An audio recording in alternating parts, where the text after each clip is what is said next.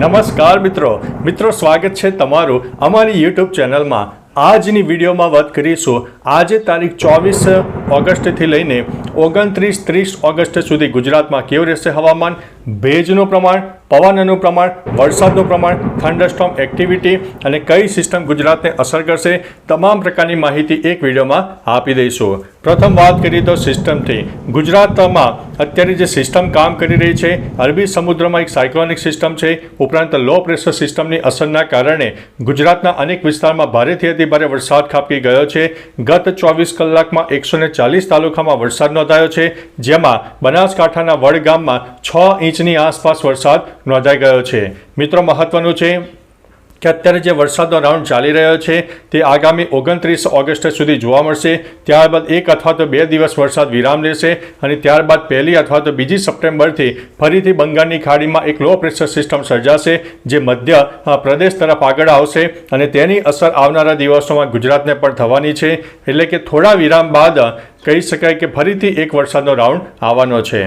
હવે મિત્રો તારીખ પ્રમાણે વાત કરીએ તો આજે તારીખ 24 ઓગસ્ટ છે, તો આજે સાબરકાંઠા, અરવલ્લી, ગાંધીનગર, મહીસાગર, અમદાવાદ, ખેડા, પંચમહાલ, દાહોદ, આણંદ, વડોદરા, છોટાઉદેપુર, નર્મદા, ભરૂચ, ઉપરાંત સુરત, તાપી, ડાંગ, નવસારી, વલસાડ, ભાવનગર, અમરેલી, બોટાદ, રાજકોટ, જૂનાગઢ અને ગીર સોમનાથના અનેક વિસ્તારમાં ભારેથી અતિ ભારે વરસાદ થઈ શકે છે, જેમાં 1 ઇંચથી લઈને 6 ઇંચ અથવા તો 7 ઇંચ સુધીના પણ વરસાદ થઈ શકે છે। મિત્રો ધીમે ધીમે વરસાદની તીવ્રતામાં નોંધપાત્ર વધારો થશે।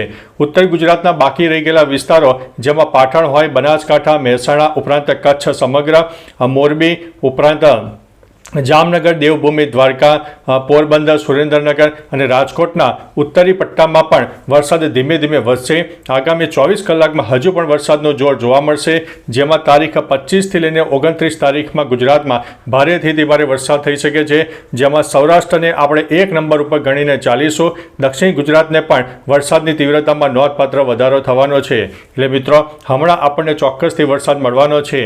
કચ્છના મિત્રો વરસાદ અત્યારે નથી તો ખૂબ જ નારાજ છે, પરંતુ મિત્રો કહી શકાય કે તારીખ 25 અથવા તો 26 તારીખથી કચ્છમાં પણ વરસાદની તીવ્રતામાં નોંધપાત્ર વધારો થશે અને 28-29 ઓગસ્ટ સુધીમાં કચ્છના પણ અનેક વિસ્તારમાં ભારે વરસાદ થઈ શકે છે। સાર્વત્રિક વરસાદનો માહોલ પણ સર્જાઈ જશે। એટલે આ વખતે કચ્છ માટે આનંદના સમાચાર છે। આ વખતે કચ્છને પણ વરસાદનો રાઉન્ડ મળી જવાનો છે। મિત્રો 25થી લઈને 29 ઓગસ્ટ સુધીમાં ઉત્તર ગુજરાત, મધ્ય ગુજરાત, દક્ષિણ ગુજરાત અને સૌરાષ્ટ્રના મોટાભાગના વિસ્તારોમાં સારામાં સારો વરસાદ થાય, પરંતુ સૌથી વધારે વરસાદ સૌરાષ્ટ્ર, દક્ષિણ ગુજરાતમાં થાય। ઉત્તર ગુજરાતના પણ સાબરકાંઠા અને બનાસકાંઠાના કોઈ વિસ્તારમાં જોરદાર વરસાદ થાય તેવી શક્યતા છે। નદીઓમાં ઘોડાપૂર આવશે। નદી કિનારે વસવાટ કરતા લોકો થોડા સાવચેત રહેજો, એલર્ટ રહેજો। ડેમોમાં પણ સારામાં સારા પાણીની આવક થશે અને જો વધુ પાણીની આવક આગળથી થશે, ઉપરવાસથી પાણીની આવક થશે તો ડેમના દરવાજા પણ ખોલવા પડી શકે છે। એટલે મિત્રો જે તટીય વિસ્તારોમાં રહેતા લોકો હોય તે થોડા સાવચેત રહેજો, એલર્ટ રહેજો। તમારો કામનો જે સામાન હોય તેને સુરક્ષિત જગ્યાએ ગોઠવી દેજો અથવા તો લઈ જજો। આપણા જે પશુઓ છે તેને પણ સુરક્ષિત જગ્યાએ લઈ લેજો।